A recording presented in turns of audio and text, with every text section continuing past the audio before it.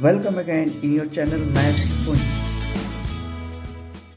Today we will discuss about the difference between the simple interest and compound interest. हम लोग जानेंगे कि compound interest का formula कैसे simple interest के फॉर्मूला के हेल्प से आता है और simple interest का फॉर्मूला क्या होता है ये भी साथ में जानेंगे।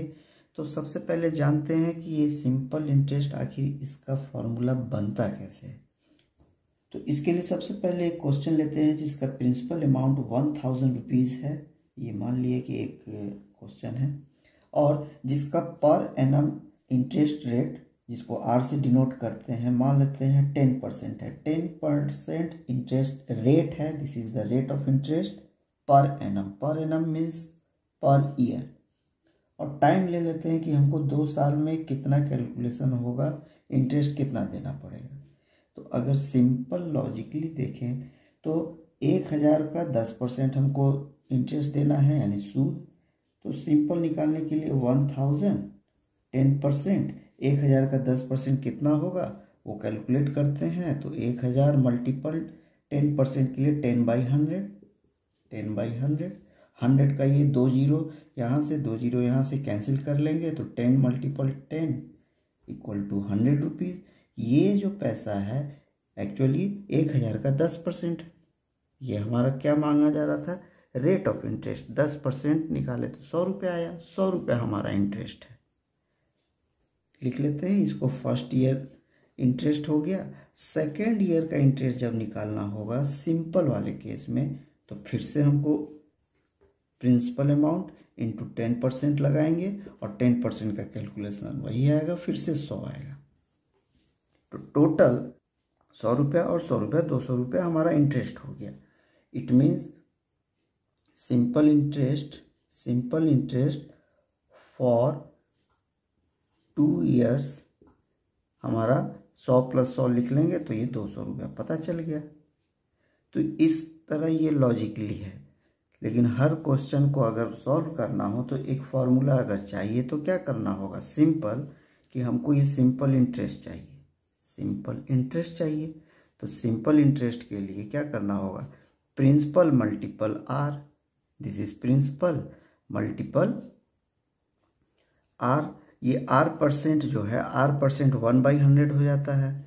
इट मीन्स 1/100 हो जाता है। और ये जो 1/100 हो जाता है जो कि 100 आता है और बार बार हर साल यही नंबर रिपीट होता जाएगा। 2 साल है तो फिर 100, 3 साल रहेगा तो फिर 100 आएगा। तो ये नंबर अगर 2 साल के लिए है तो यहाँ 2 लिखेंगे, 3 साल है तो 3 लिखेंगे। इट मीन्स जितना साल ये टाइम दे रखा होगा ये टाइम को यहाँ पे मल्टीपल लिखना पड़ता है। इसलिए सिंपल इंटरेस्ट का फॉर्मूला PRT/100 आ जाता है। अब आते हैं कंपाउंड इंटरेस्ट का फॉर्मूला कैसे ड्राइव होगा। तो सिंपल इंटरेस्ट तो समझ गए। Simple interest is PRT/100। इसी के हेल्प से हम कंपाउंड इंटरेस्ट का फॉर्मूला ड्राइव कर सकते हैं। क्वेश्चन वही सेम रखते हैं कंपाउंड इंटरेस्ट के लिए। पहले लॉजिकली समझते हैं कि कंपाउंड इंटरेस्ट क्या होता है जिससे हम समझ सकेंगे कि difference between simple interest and compound interest. By definition देखा जाए तो सिंपल इंटरेस्ट में हम लोग क्या किए थे, हर साल हमारा प्रिंसिपल 1000 और 1000 ही होता है, जिस वजह से टाइम का सिंपल कैलकुलेशन मल्टीपल 2 आया जो कि फॉर्मूला PRT/100 बन रहा था। ये सिंपल इंटरेस्ट के केस में प्रिंसिपल रेट ऑफ इंटरेस्ट और जितना साल का है मल्टीपल T। तो डिफरेंस है कंपाउंड इंटरेस्ट का कैसे वो देख लेंगे यहाँ से। कंपाउंड इंटरेस्ट में जब पहला साल की बात करेंगे दैट इज फर्स्ट ईयर। तो फर्स्ट ईयर हमारा 1000 प्रिंसिपल रेट ऑफ इंटरेस्ट 10%। यहाँ लिख लेते हैं 10/100 और यहाँ पहला साल के लिए तो ये हमारा इंटरेस्ट मिल गया, सिर्फ इंटरेस्ट हुआ। तो ये हमारा इंटरेस्ट का पता चल जाता है जिसको काटने से जैसे अभी 100 आया था 100 ही होता। लेकिन ये जो पहला साल फर्स्ट ईयर का जो अमाउंट बनेगा वो जो पैसा है वो देना होगा और साथ में इंटरेस्ट जो बन रहा है वो भी वापस करना होगा। ये हमारा पहला साल का अमाउंट कैलकुलेट होगा, प्रिंसिपल प्लस इंटरेस्ट, जो कि फाइनली हमारा 1100 बनता है। तो पहला साल में जो अमाउंट कैलकुलेटेड होके जो बनता है ये हमारा सेकेंड ईयर का प्रिंसिपल कहलाता है। जैसे ये फर्स्ट ईयर का प्रिंसिपल 1000 था, तो इस केस में हमारा सेकेंड ईयर का जो प्रिंसिपल होगा, इसको P2 लिख ले, तो ये वाला कहलाएगा। अब हमारा कैलकुलेशन इससे होगा, इससे हमारा इंटरेस्ट, रेट ऑफ इंटरेस्ट जो दे रखा है वो निकालना होगा। तो सेकेंड ईयर का जो, जैसे फर्स्ट ईयर का इंटरेस्ट यहाँ लिख लेते हैं, ये हमारा इंटरेस्ट है। तो उसी तरह ये सेकेंड ईयर का इंटरेस्ट क्या निकलेगा, दिस इज सेकेंड ईयर, यहाँ इंटरेस्ट लिख लेते हैं शॉर्ट में। तो जैसा कि ये principal into R/100, this is principal into 10/100, और फिर ये एक ही साल के लिए होता है। यहाँ PRT 100 ये एक ही साल के लिए। फिर यहाँ से 2 जीरो कट गया, ये 2 जीरो कट गया, 11 × 10 आया जो कि 110। इस बार हमारा सेकेंड ईयर का इंटरेस्ट 110, यहाँ 100 आया था। यही डिफरेंस है सिंपल एंड कंपाउंड में। सिंपल इंटरेस्ट में हर साल 100 रुपया ही इंटरेस्ट बनता रहेगा, जैसे यहाँ अलग अलग इंटरेस्ट हुआ। कंपाउंड इंटरेस्ट में हर साल इंटरेस्ट बढ़ता जाएगा, यही डिफरेंस है। तो इस केस में अब हमारा सेकेंड ईयर का इंटरेस्ट अगर पता चल गया, तो हमारा सेकेंड ईयर का अमाउंट कैसे पता चलेगा? तो हमें जो वापस करना होगा उस हिसाब से, यहाँ पे ये है सेकेंड ईयर का प्रिंसिपल प्लस सेकेंड ईयर का इंटरेस्ट, ये हो गया 0, दिस इज 1, दिस इज 2, 1210। ये रुपया हमारा सेकेंड ईयर का टोटल अमाउंट हो गया। और ये अब जब कैलकुलेशन थर्ड ईयर का करना पड़ेगा, तो थर्ड ईयर के लिए ये प्रिंसिपल हमारा 12100 कहलाएगा। फिर यहाँ पे थर्ड ईयर का इंटरेस्ट निकालना है, तो 12100 मल्टीपल 10/100, फिर यहाँ जो कैलकुलेशन आएगा ये इंटरेस्ट बनेगा। तो देख ही लेते हैं, दिस इज कॉल्ड, ये थर्ड ईयर का प्रिंसिपल है, ये थर्ड ईयर का प्रिंसिपल है। अगर हमारा ये टाइम को 3 साल देखना हो तो इस केस में थर्ड ईयर जो हमारा यहाँ इंटरेस्ट निकलता है, थर्ड ईयर का इंटरेस्ट, तो ये सारे कैलकुलेशन जो 110 हुए, तो ये जो 110 है इस कैलकुलेशन को यहाँ समझे जो आगे काम देगा। तो थर्ड ईयर का प्रिंसिपल पता चल गया 1210, और रेट ऑफ इंटरेस्ट 10 है, तो 10/100 और एक साल का ही होता है, तो 10 कैंसिल, 10 कैंसिल, 121 यही आया, ये इंटरेस्ट आया। तो ये फाइनल थर्ड ईयर का अमाउंट अगर निकालेंगे, यहाँ पे थर्ड ईयर का अमाउंट अगर निकालना होगा, तो ये प्रिंसिपल जो है थर्ड ईयर के लिए प्रिंसिपल हमारा क्या आया था, 1210 और इंटरेस्ट 121 आया।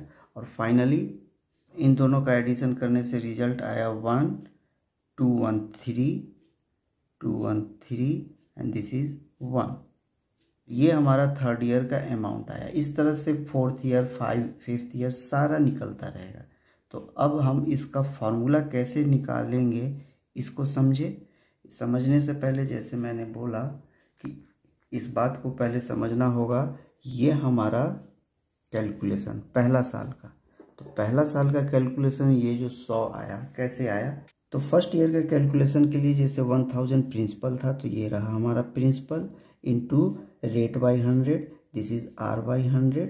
और चूंकि यहाँ पे मल्टीपल टाइम 1 टाइम्स ही है, तो 1 टाइम्स को लेने का कोई ज़रूरत है नहीं, दिस इज मल्टीपल 1, तो PR/100 ही रह जाएगा। तो इस तरह से PR/100 हमारा फर्स्ट ईयर का इंटरेस्ट बनेगा।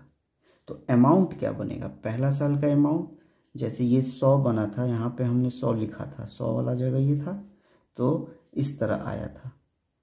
तो यही चीज़ अगर हम यहाँ पे इसको देखें, दिस इज आवर P, ये हमारा P था, और 100 कैसे आया था? PR/100 करने से आया था, PR/100 करने से आया था। तो ये हमारा टोटल अमाउंट बना था जो कि 1100 आया था। यानी कि ये जो सेकेंड ईयर है ये हमारा ये 1100 ये और कुछ नहीं, ये इस तरह से है P प्लस PR/100।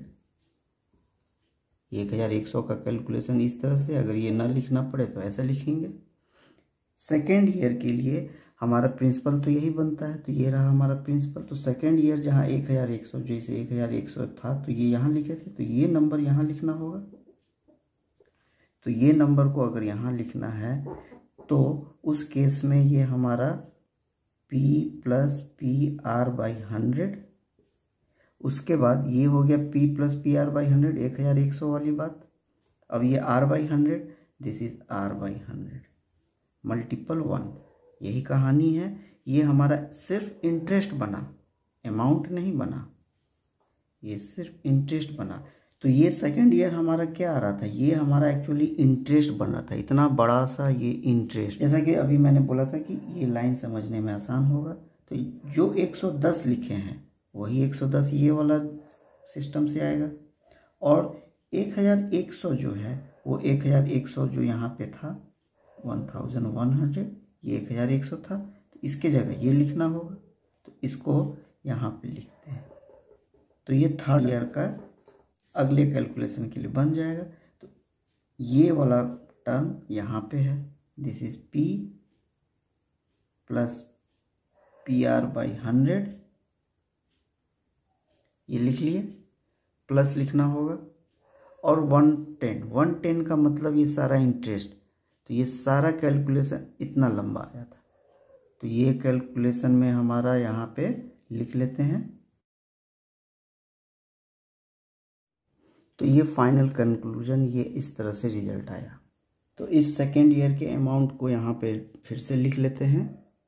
तो ये हमारा सेकेंड ईयर का कैलकुलेशन अमाउंट आया कि ये हमारा प्रिंसिपल प्लस इंटरेस्ट, ये इंटरेस्ट कैलकुलेशन हुआ था।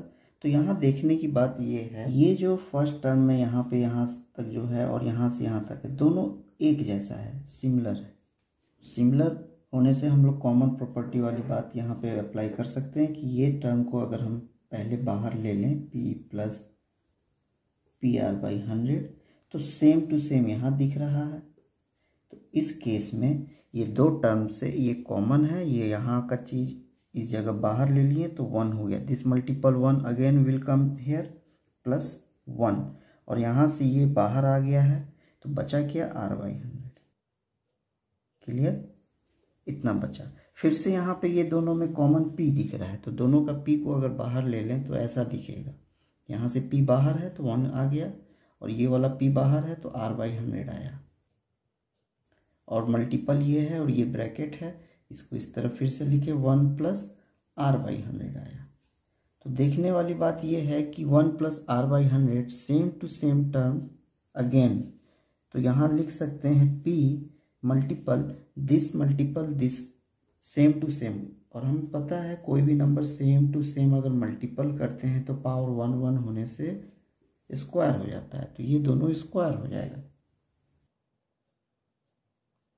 तो इस तरह 1 प्लस R/100 ये स्क्वायर हुआ। तो देखने वाली बात है कि सेकेंड ईयर यहाँ है, ये हमारा सेकेंड ईयर है, तो सेकेंड ईयर का अमाउंट कैलकुलेशन होने से यहाँ पावर में 2 दिख जाता है सिम, और यही चीज़ अब ये सेकेंड ईयर का जो अमाउंट है यही हमारा थर्ड ईयर के लिए अप्लाई होगा।